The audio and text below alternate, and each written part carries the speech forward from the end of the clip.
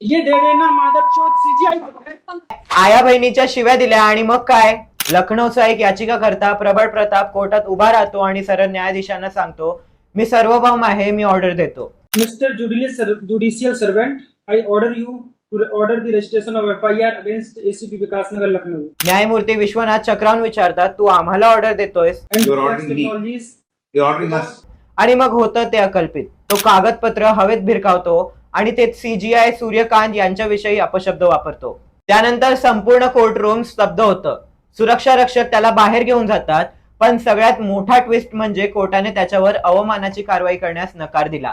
न्यायमूर्ती म्हणाले, तो खूप अस्वस्थ आहे, ही फक्त निराशा आहे आणि आम्हाला याच्याबद्दल सहानुभूतीच आहे. वर्षानुवर्ष तारीख पे तारीख देणाऱ्या न्यायव्यवस्थेचा राग एका सामान्य माणसाने असा फोडला. सोशल मीडियावर लोक विभागले गेलेत. काहींना वाटतं त्याने चूक केली, तर काहींना वाटतं व्यवस्थेने त्याला इथवर आणलंय. आता या घटनेबद्दल तुम्हाला काय वाटतं? त्याने चूक केलं की बरोबर केलं? कमेंट्स मध्ये आम्हाला नक्की सांगा आणि एक विचार घडवण्यासाठी पुढे या.